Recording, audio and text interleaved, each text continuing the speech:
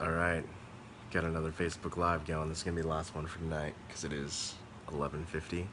RK, man, I really thought you would have put in a little more hustle than you did, man. I think you went to bed thinking you were winning. And it's not like you, man. It's not like you. So we are joined by Carl the Great tonight, since people are enjoying seeing him. But I want to talk a little bit about evening routine. Something that's interesting is Mel Robbins, I think that's her name. I recently started following her on recommendation from Colleen Cook as a person that she's really connecting with and learning a lot from. I saw something that she said that I totally agree with and have said before, is that a good morning routine is dependent on your evening routine, and that's totally true. So it's interesting that I didn't hear that from her, and I'm not sure, maybe subconsciously I've heard it from other people that talk about productivity and stuff like that, but I think it's just a conclusion that I came to is like, man, if I want to get after this morning routine, and a lot of successful people have really get up early and have a regimented morning routine, for me to be successful in doing that, I need to do a lot of prep work the night before so that I don't fail in the morning. I need to remove as I need to remove as many obstacles and stresses as I can. So, and something for 2019 that I put out and said that I was going to do is make sure I'm not going to bed before the house, the living room, the kitchen is picked up and squared away. And for me, that's just a mental thing of, yeah, I'm tired, I want to go to bed, but I'm going to do this last task to make sure things are in order, and that just gives me the mental victory that, hey, I did what I said I was going to do, and I'm not going to bed and starting my day, as a chump or whatever. So it's interesting. I remember Bill Johnson talking about how the Hebrew day started at night, at sundown. That's when the Hebrew day starts. So that's interesting to think about.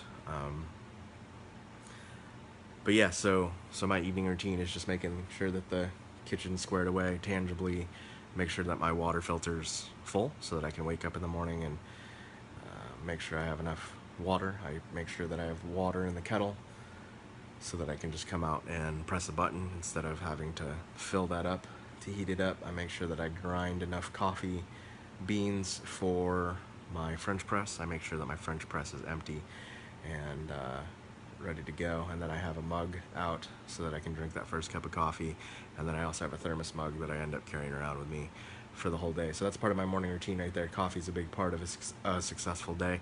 Something I've noticed is that I should not judge how I feel when I first wake up. I need to make sure that I get that cup of coffee in me before I make that judgment. So there's that. Evening routine. This isn't that's part of it. I want to make sure that I'm being thankful, kind of reviewing my day. Excuse me, sorry. Make sure that I'm reviewing my day. I don't remember where I found these tips, but it was like 3 things you're thankful for about your day, and then what's one thing that you could have improved. And I'm not sure I like that step as a right before bed step. I mean, maybe it's good to be reflecting and think about like, hey, what's one thing that I could have done a little better and you can take that into the next day. But maybe that's a better morning question to reflect on. Like, hey, what did I maybe not do as good as I could have, yesterday, and what am I going to get after today? I'm not sure.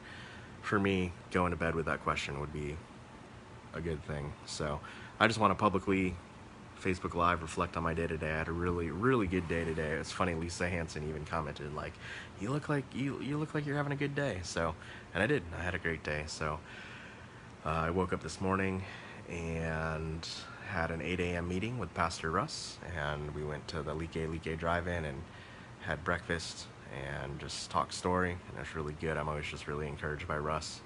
Really enjoy spending time with him.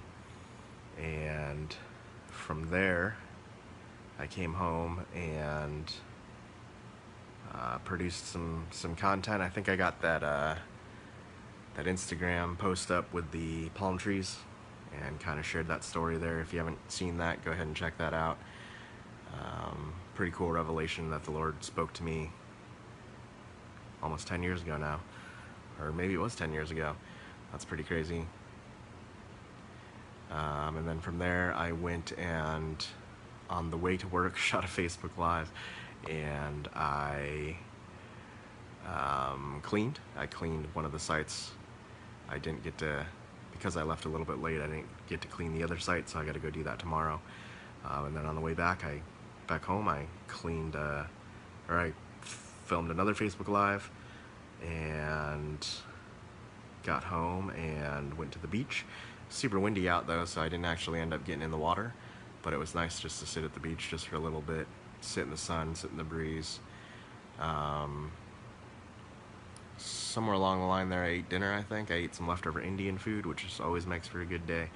I love me some Indian food.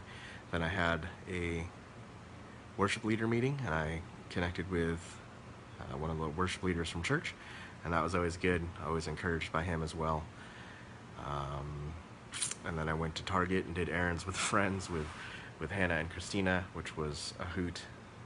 So yeah, it's just been a good day. So things that and then I came home and did some dishes and shot some more Facebook Lives to make sure that I beat RK in our Facebook Live competition. I promise you that tomorrow there will not be this much content being produced. But yeah, so things that I'm thankful for. Jess made it to her sister's today, so I'm thankful for that. She got to, she was teaching in Georgia in the Summit Training School with Jeremy and Greta Owens, and I'm super glad that they all got to connect. I'm glad that my son got to sit under some of the most anointed worship in the world, so thank you, Jeremy and Greta, for being great hosts to my family. I'm sorry I couldn't be there with you. Maybe next year I can take that trip. I really love and appreciate you guys. Love what you're doing, and seriously, you've set the standard of worship for me, musical worship. Sorry, Daniel Arkins. Yeah, musical worship. You guys are really, really the best in my mind. So thank you for going after it with Jesus. Thank you for loving Jesus with your whole heart. It's a real big encouragement. Yes, I'm thankful that my wife got to do that. I'm thankful that my wife and son are safe and they're connecting with Jess's sister and family in Atlanta now.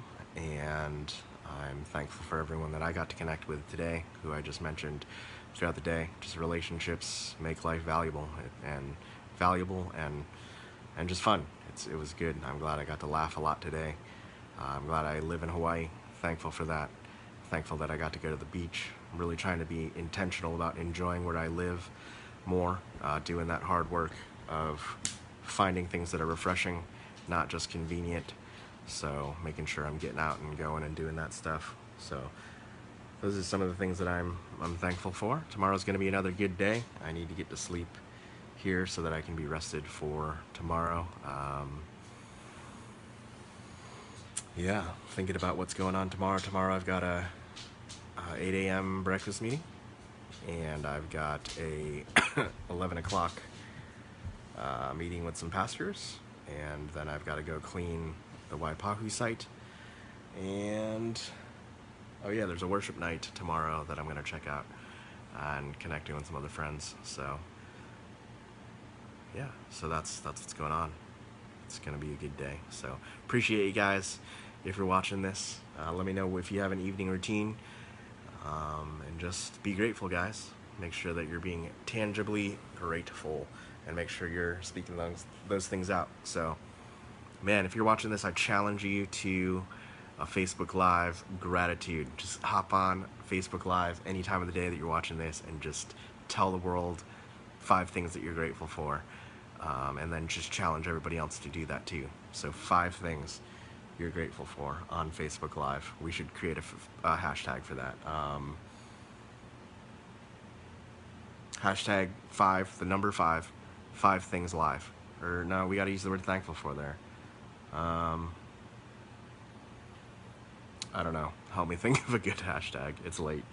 It's 11:58 p.m. RK, I can't believe you went to sleep and let me win, man. But the competition's over. I'm not producing this many videos tomorrow, man. But it was a lot of fun. I enjoyed the healthy competition, man. Little fun competition. So that's it, guys. Signing off. Thanks so much for putting up with how many of your Facebook Lives I did today. So, yeah, be grateful. Man, I want to nail down a hashtag before we leave.